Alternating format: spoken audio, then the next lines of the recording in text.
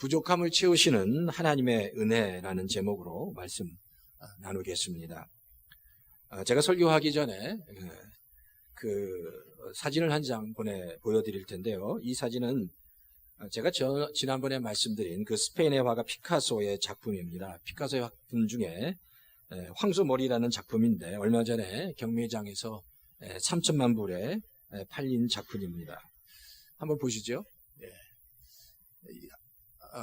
좀 더 확대가 크게 보이나요?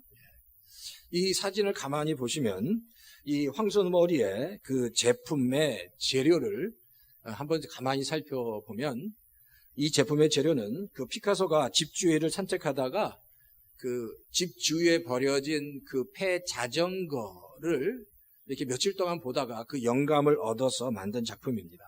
사실 제가 이 그 피카소의 황소머리라는 이야기를 한번 말씀을 드렸는데 제가 다시 한번 이 사진을 보니까 너무 정말 어처구니 없기도 하고 대단하기도 해서 제가 사진을 다시 한번 좀 보여드리는 겁니다.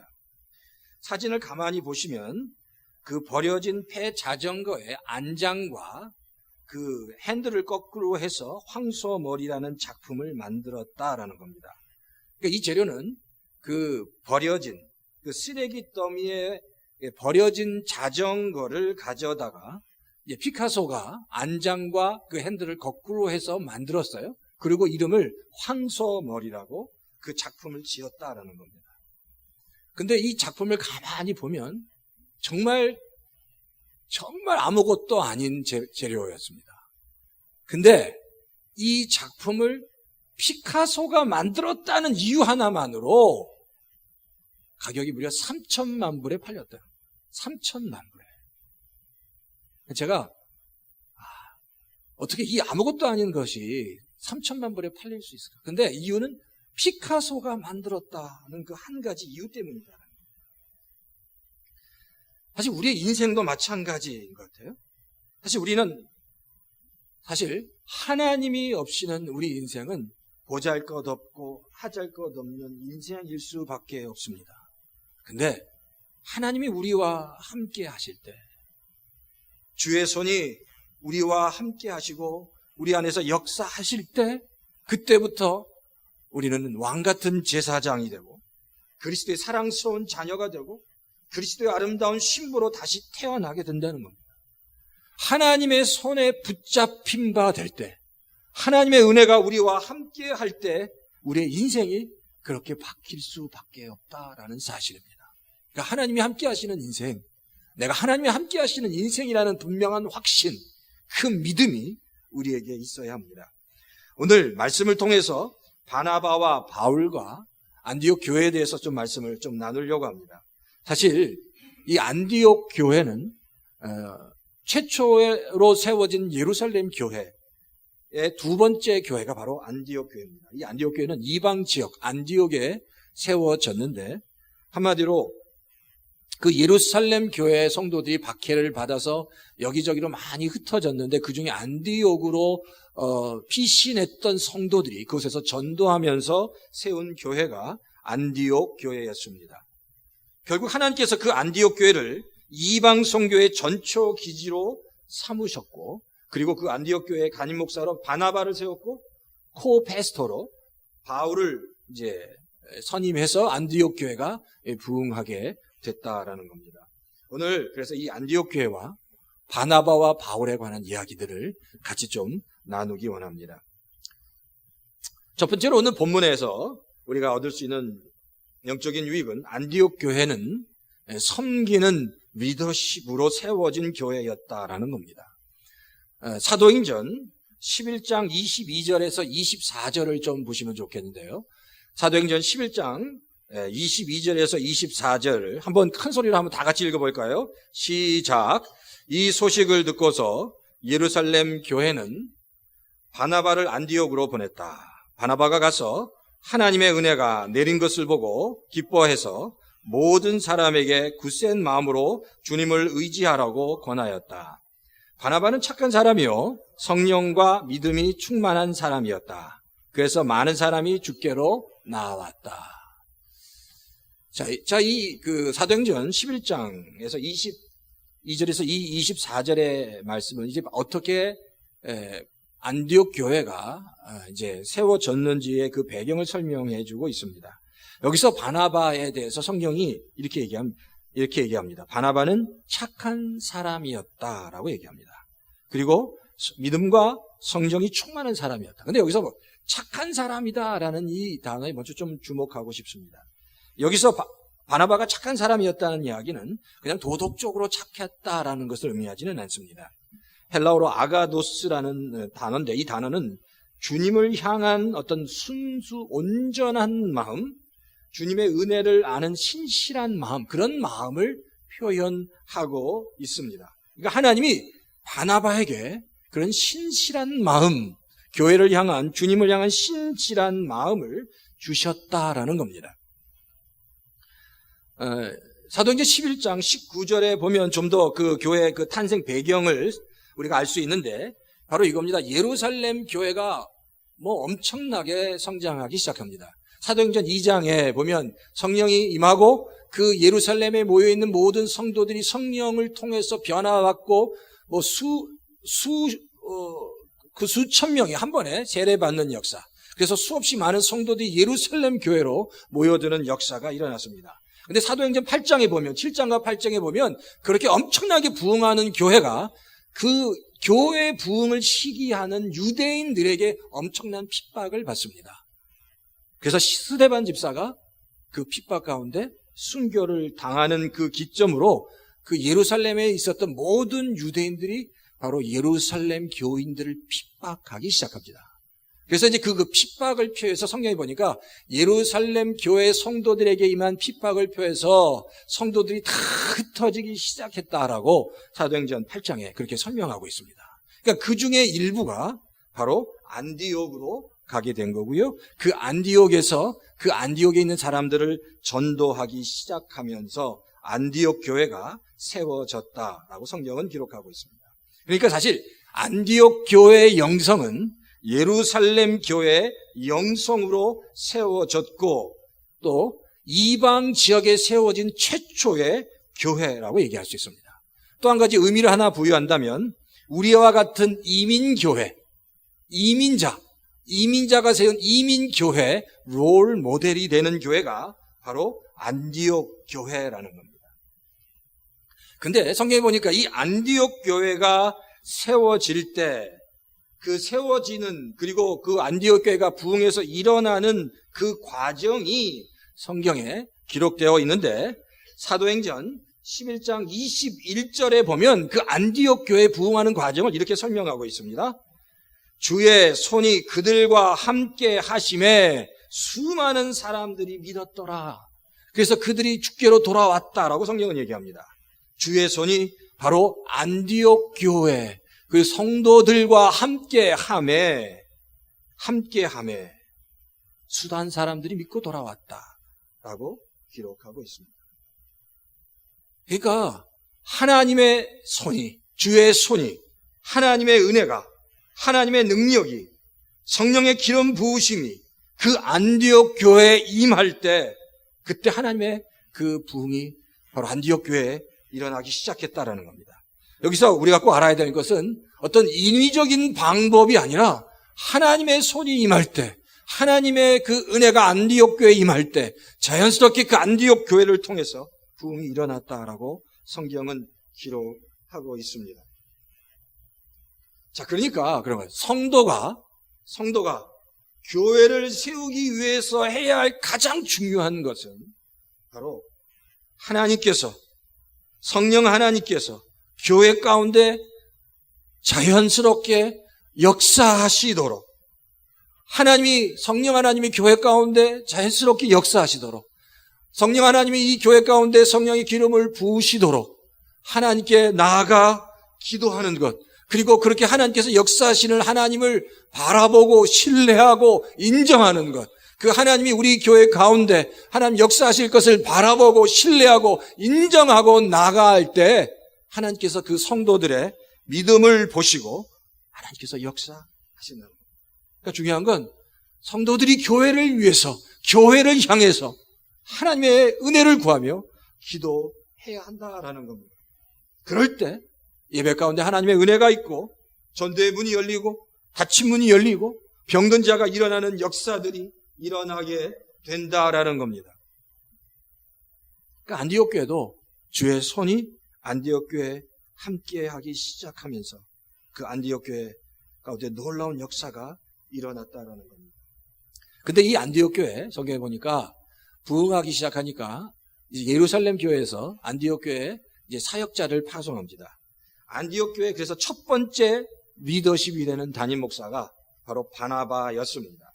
근데 성경에 보면 이 바나바를 그 대표하는 그 성경 구절, 그리고 바나바의 그 바나바를 설명하는 아주 중요한 성경 구절이 사도행전 4장에 나오는데 그 사도행전 4장을 보면 그 바나바의 섬기는 리더십이 잘 나와 있습니다.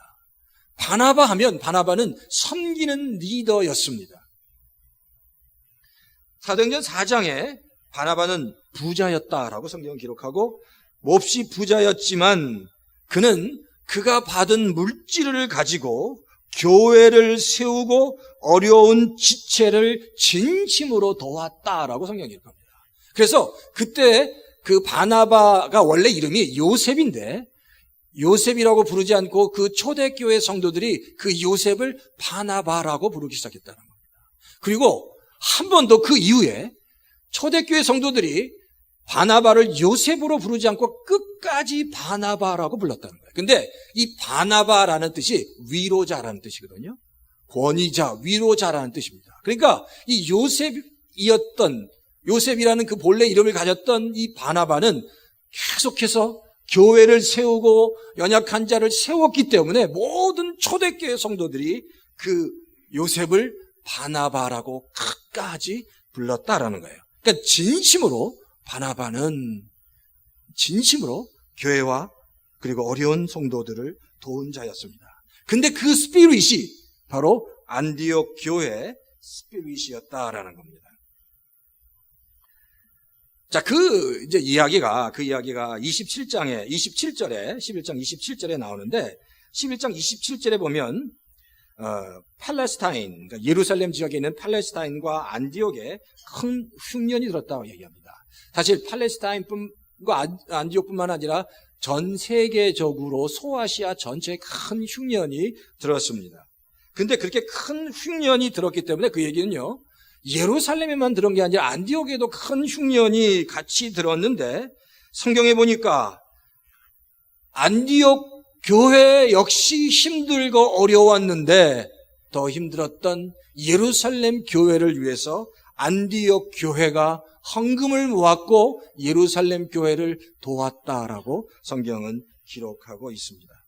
그러니까 안디옥 교회는 안디옥 교회 성도들도 힘들었지만 더 힘들었던 예루살렘 교회를 위해서 섬겼던 교회가 바로 안디옥 교회라는 거예요. 근데 놀라운 건요, 안디옥 교회가 늘 이렇게 다른 사람을 섬기는 교회였기 때문에 역사가 요세푸스의 그 기록을 빌리자면 이 안디옥 교회가 그 후에도 이 안디옥 지역이 보통 한 15만 정도의 사람이 있었는데 안디옥 교회 성도들이 수만이 되었다라고 기록하고 있어요.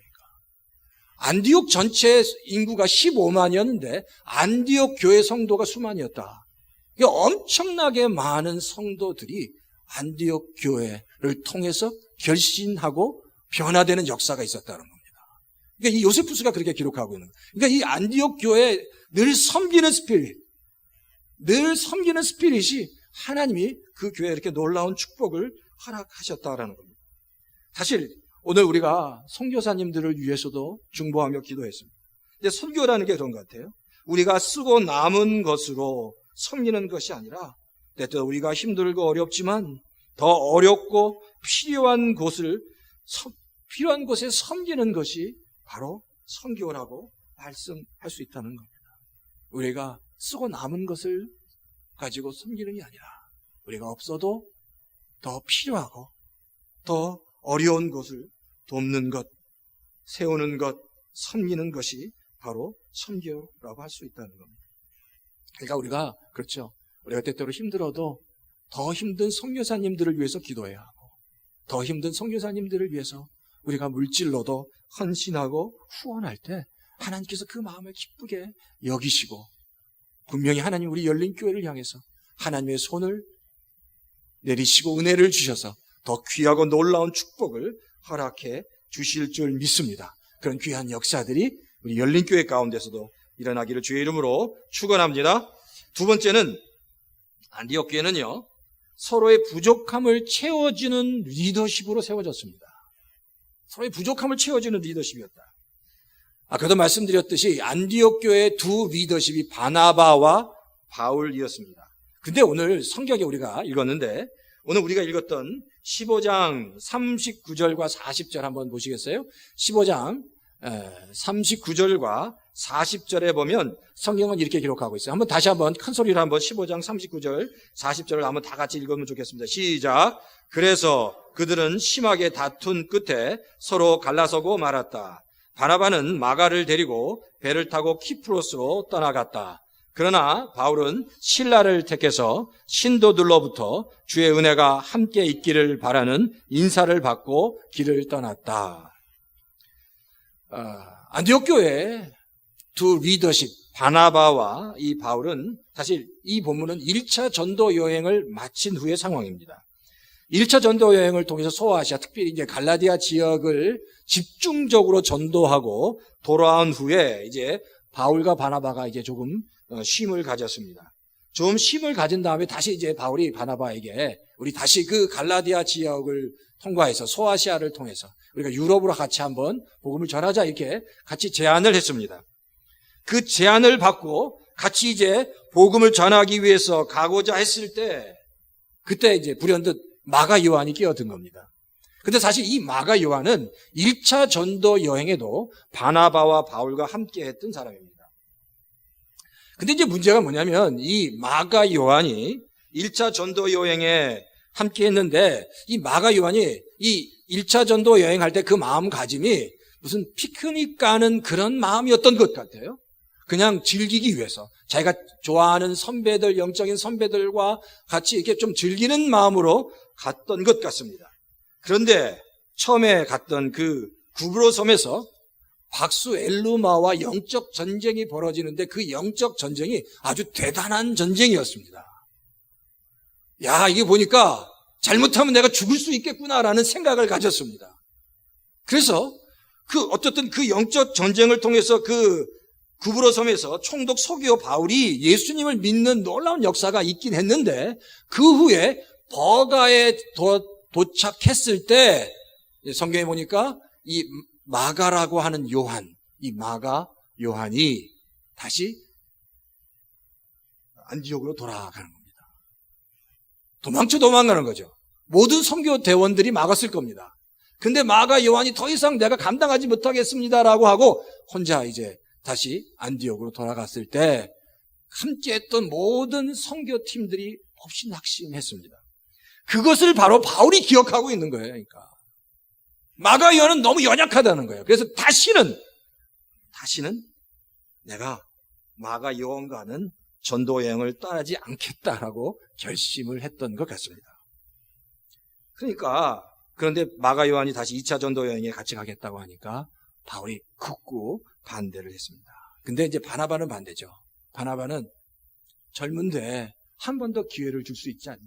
원숭이도 나무에 떨어지는데 한 번 더 기회를 주고 한번 2차 전도 여행을 통해서 정말 마가가 다시 세워지는 것을 보자라고 바울을 설득했습니다. 그런데 설득이 되지 않는 겁니다. 바울은 철저하게 일 중심의 사람이었습니다. 사역 중심의 사람, 태스크 오리엔티드라고 되죠. 완전히 태스크 오리엔티드 된 사람이었습니다. 반면에 바나바는 사람 중심이었습니다. 관계 중심이었습니다. 그래서 바나바는 다시 한번 마가 요한에게 기회를 주기를 원했습니다. 근데 그게 타협이 되지 않습니다. 사실 그럼 누가 오르냐? 바나바가 오르냐? 바울이요? 누가 옳다고 할 수 없습니다. 바나바도 옳고 바울도 옳은 겁니다. 근데 둘이 타협이 되지 않았다라고 성경은 기록합니다. 그래서 오늘 우리가 읽었던 것처럼 39절에 바나바와 바울이 몹시 다투었다라고 성경은 기록하고 있습니다. 근데 이 시점이 중요해요. 이 시점. 지금 1차 전도 여행을 다녀와서 이제 2차 전도 여행을 가는 이 시점이 예루살렘 교회가 부흥됐고, 그리고 안디옥 교회가 엄청나게 부흥되는 시점이었습니다. 그리고 안디옥 교회 담임 목사인 바나바와 그리고 코워커인 코패스터 이 바울이 정말 모든 성도들의 정말 어텐션을 받고 있을 바로 그때 둘이 모든 교인들이 보는 앞에서 큰 소리를 지르면서 삿대질하면서 싸웠다라는 거예요. 모든 성도들이 다 보고 있는데 서로 지지 않은 겁니다. 삿대질하면서 큰 소리를 내면서 싸웠다는 표현이에요. 이 참담한 거죠.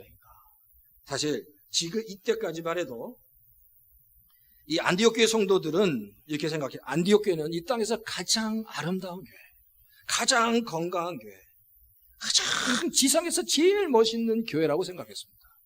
자신들이 또 이렇게 믿는 담임 목사인 바나바와 바울은 정말 천사 같은 능력 있는 정말 성품이 좋은 그런 목회자라고 생각했는데 그것이 산산조각 깨집니다.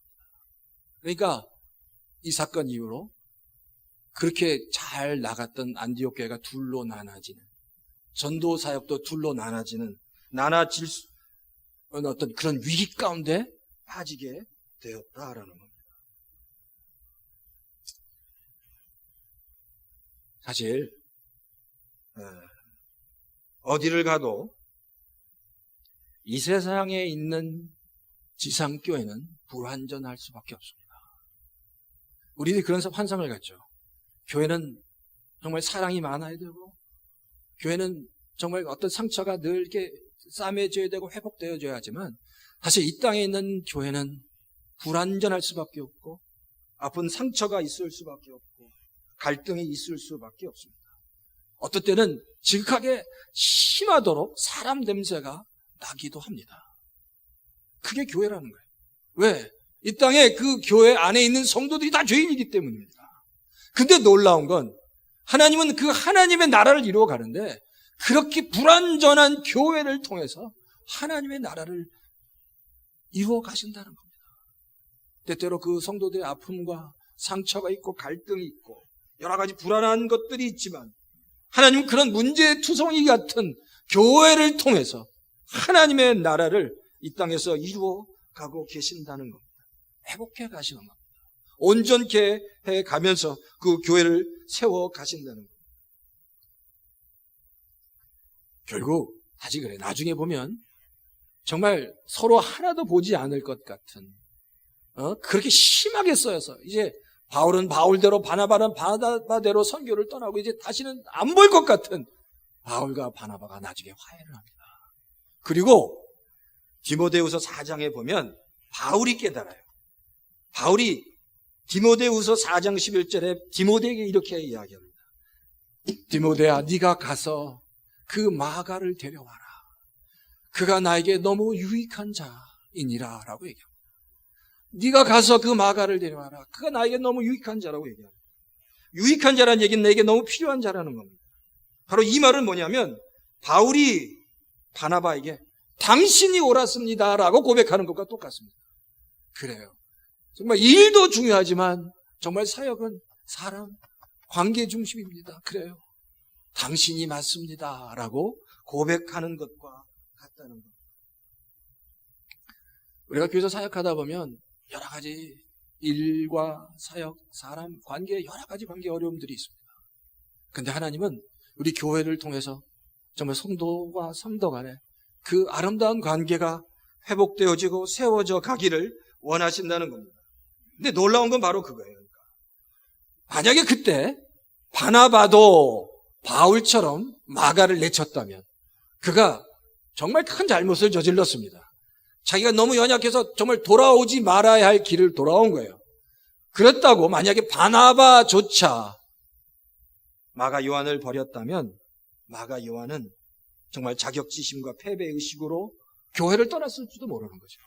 근데 바나바가 그를 끝까지 품어줬습니다. 근데 놀라운 건 아세요? 그 이후에 바나바가 마가 요한을 품은 그 이후에 이 마가는 베드로를 서포트하는, 그리고 바나바를 아주 잘 서포트하는 제자로 세워집니다.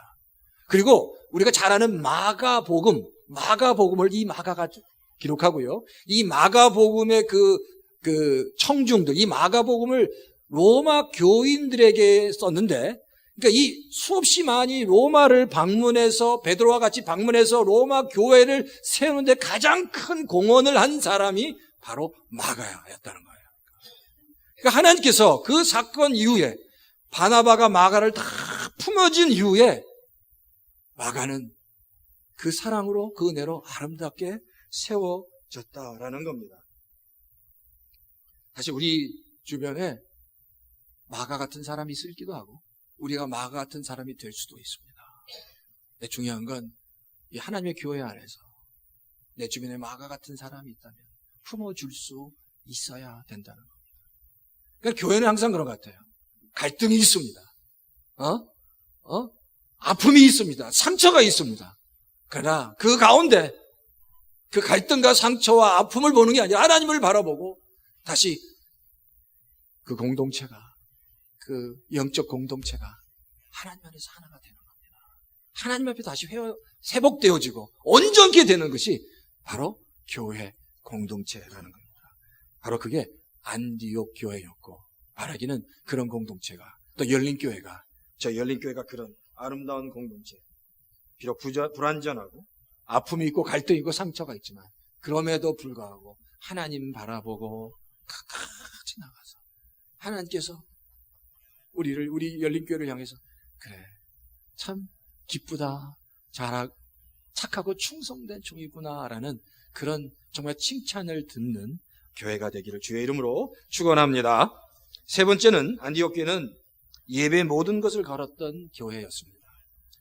자, 사도행전 13장 1절부터 3절 제가 한번 읽어드릴게요. 사도행전 13장 1절부터 3절.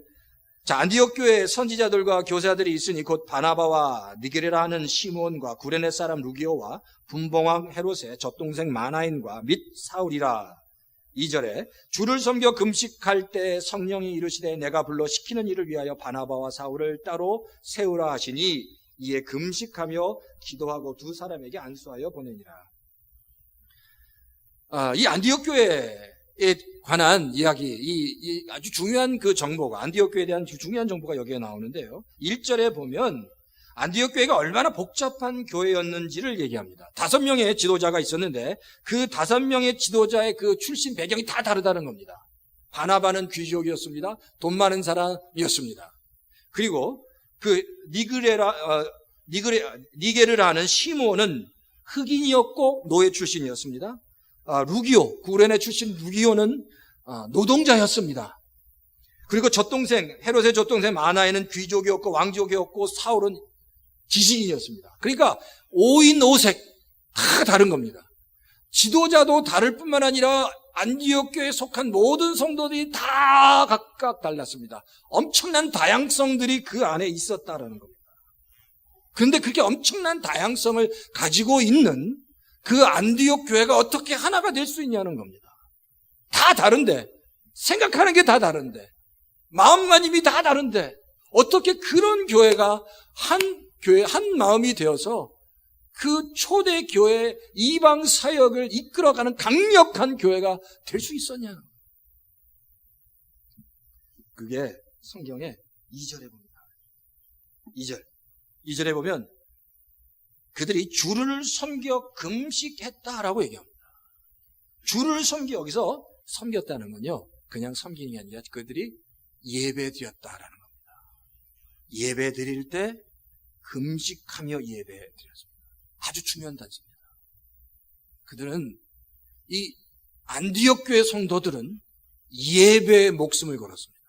예배를 드릴 때도 금식하며 예배를 드렸습니다.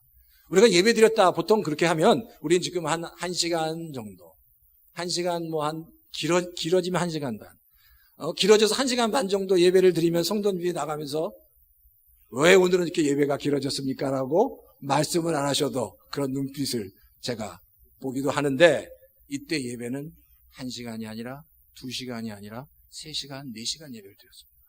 찬양이 시작되면, 찬송을 부르기 시작하면 1시간, 2시간씩 불렀습니다. 기도하기 시작하면 끊임없이 기도를 했습니다. 금식하며 기도했습니다. 예배 가운데 하나님의 강력한 임재가 있었습니다. 예배가 강력하게 하나님께 드려지니까 모든 출신 배경이 다른 다양한 모든 계층의 사람들이 그 예배 가운데 다 하나가 된 거예요. 그 안디옥 교회가 용광로와 같이 모든 사람들을 녹였습니다. 그리고 한 마음으로 만들었습니다. 그리고 그들이 온전히 다 하나의 비전을 보게 한 겁니다. 모두 하나님의 음성을 들었습니다. 예배 가운데 주시는 하나님의 음성에 모두 순종했습니다. 그게 바로 안디옥 교회였다는 겁니다. 안디옥 교회는 강력한 예배를 드립니다. 그 예배 가운데 하나님의 임재를 경험했다. 하나님의 능력을 경험했다. 예배 가운데 우리가 가지고 있는 모든 것들을 다 쏟아놓고 하나님께 헌신했던 예배가 안디옥 교회 예배였습니다. 그러니까 말도 안 되는 그 엄청난 다양한 노예부터 노동자부터 귀족, 왕족, 지식인까지 그 모든 성도들이 다 하나가 됐다라고 성경은 기록합니다. 또 놀라운 건 그래요. 안디옥 교회가 굉장히 성장했을 때 오늘 본문에 얘기한 것처럼 하나님께서 그 예배 가운데 바나바와 바울을 선교사로 파송하라고 합니다. 사실 이 바나바와 바울은 안디옥 교회 기둥 같은, 말도 안 돼 기둥 같은 담임 목사들입니다. 다른 사람을 선교사로 보낼 수 있는데 하나님이 바나바와 바울을 선교사로 보내라고 하니까 모든 성도들이 그 말씀에 아멘하고 받아들입니다. 아멘하고 받아들입니다. 사실 있을 수 없는 일입니다. 왜 바나바를 보내야 되고 바울을 보내야 합니까? 안디옥 교회는 어떡합니까? 라고 반문할 수 있는데 모든 성도들이 그 하나님의 말씀에 아멘하고 순종했다라고 성경은 기록하고 있습니다. 그게 강력한 예배 가운데 하나님의 임재가 있었기 때문이다. 우리가 이 땅을 살아가면서 가장 중요한 게 예배입니다.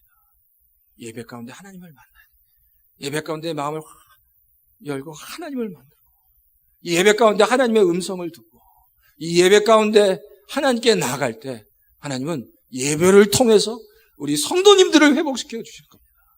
예배를 통해서 하나님의 그 심정을 깨닫게 하실 겁니다. 예배를 통해서 하나님의 마음이 어떠신지를 깨닫게 하실 겁니다. 예배 가운데 제가 바라는 건 우리 열린 교회가 안디옥 교회처럼 몇 시간씩 예배를 드리지 못할지라도 그 안디옥 교회의 그 예배 그 정신을 받아서 예배 가운데 하나님 우리 열린 교회가 예배 가운데 하나님의 놀라운 기름 부으심과 역사가 있게 해주십시오 라고 기도하고 우리 성도가 다 그 안에 하나가 되기를 바랍니다. 시편 기자가 시편 18편 1절과 2절에 기록합니다. 나의 힘이 되신 여호와여 내가 주를 사랑하나이다. 여호와는 나의 반석이시오 나의 요새시오 나를 건지시는 이시오 나의 하나님이시오 내가 그 안에 피할 바위요 방패요 구원의 삐리요 나의 산성이라고 말씀하고 있습니다. 바로 예배 가운데 날마다 우리가 이렇게 고백해야 합니다. 나의 노래가 되시고 힘이 되시고 나의 능력이 되시고 나의 구할 바위가 되시고 방패가 되시고 구원이 되시고 산성이 되시는 하나님, 내가 당신 안에 들어가기 원합니다. 임재 안에 들어가기 원합니다. 내가 이 땅을 살아가면서 세상에서 이 모양 저 모양으로 이런저런 일들 문제들 다 가지고 있지만 이 예배 가운데 하나님 앞에 내어놓고 해결받기 원합니다. 그 문제 가운데 하나님 해결받기 원합니다. 그렇게 하나님 앞에 정말 믿음으로 다 나가는 성도 가운데 하나님께서 그 성도 위에 안디옥 교회 주의 손이 임한 것 같이 하나님의 은혜가 놀랍게 임하는 역사가 일어나기를 주의 이름으로 축원합니다.